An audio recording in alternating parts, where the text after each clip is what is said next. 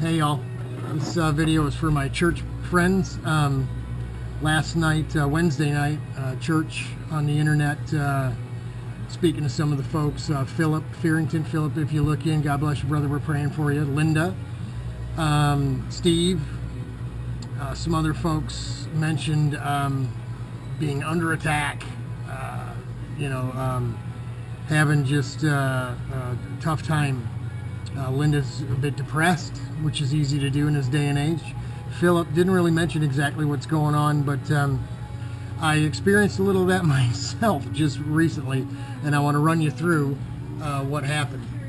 I've been telling Sherry that I really want to get this boat project stuff out of here. Since it's been about 3 years since I got it started, and it needs to go. It's taking up room in the garage, and the guy that's paying to have this stuff done deserves to have it, have it finished. So I had planned in the last couple of days, besides working on this go-kart chassis here, to get this piece modeled up, primered and modeled up in some clay, and start to take a mold off it, because it's the last bit of work we need to do to this project. So after I was done finishing with the chassis today, I intended to spray some primer through a gun, not a spray bomb can, but through a gun.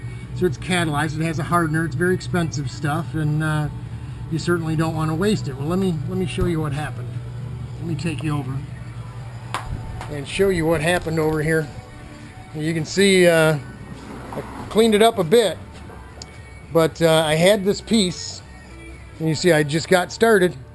It was out here on the stand underneath and you can see it, the rain that came down. It was underneath the canopy there, and the little spray gun started to spit.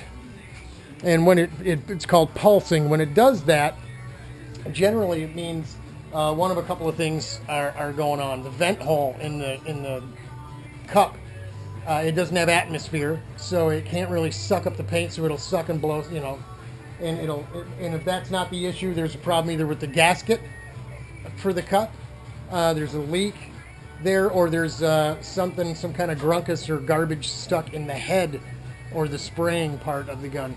So as it started to spit and sputter, I thought, no big deal. I'll just unhook the hose. I'll bring it back in here. I'll put the gun here, and of course there's the parts and pieces. It's soaking. This stuff in this temperature and this humidity, that catalyzed primer or paint, so it dries pretty quick. So I set the gun down, and it was a bit top heavy because it's a detail gun. And I took the cup off and set the cup of paint here, and was going to take the head off, and because I made sure that the vent hole was clear, and of course it fell over and spilled all this expensive stuff all over the place, right? Not just on the outside, but I cleaned this up. It was all down the inside. It was all over here. It was all over this shelf, dripped down all over there. It was a mess.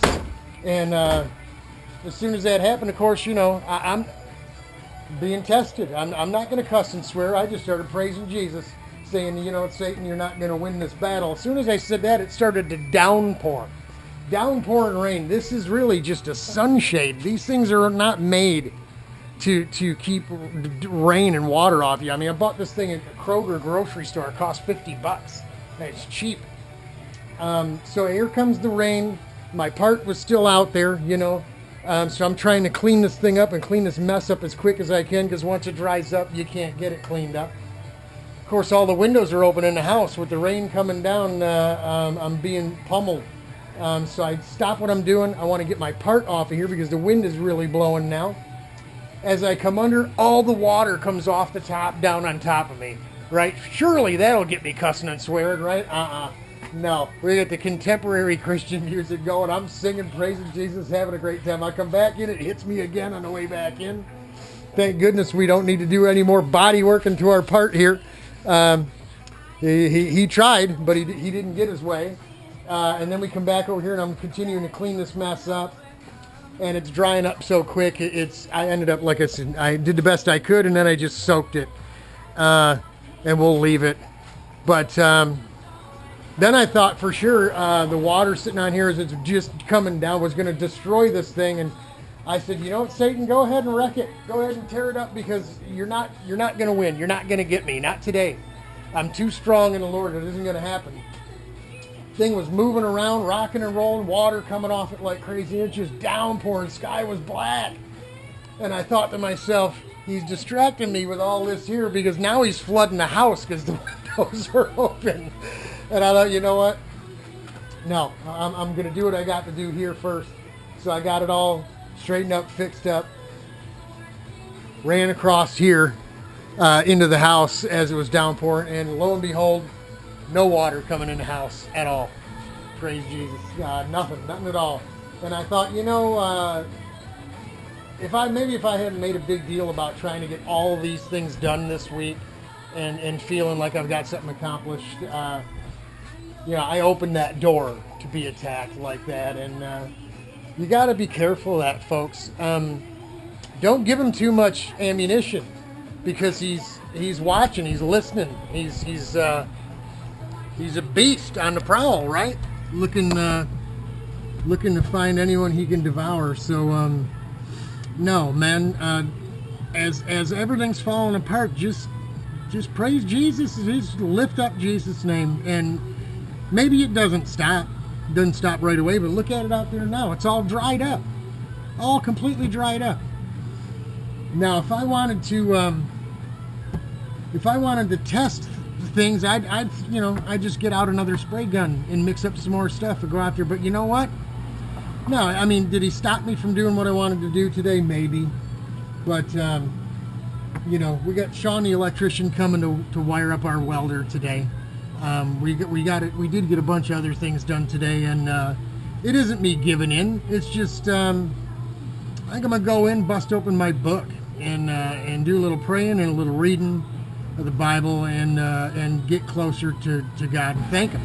Thank Him for giving me the strength to just laugh in the face of this mess that went down. Folks, if you call yourself a Christian and you're trying to live the right way and you're reading that book and you're trying to gain a closer relationship with your Creator, you are going to be tested like this all the time. Maybe not minute by minute, maybe not every day, but when you least expect it like that, boom, in comes the monster and tries to disrupt and get you cussing and swearing and getting you away from God. And I'm getting better at recognizing the signs.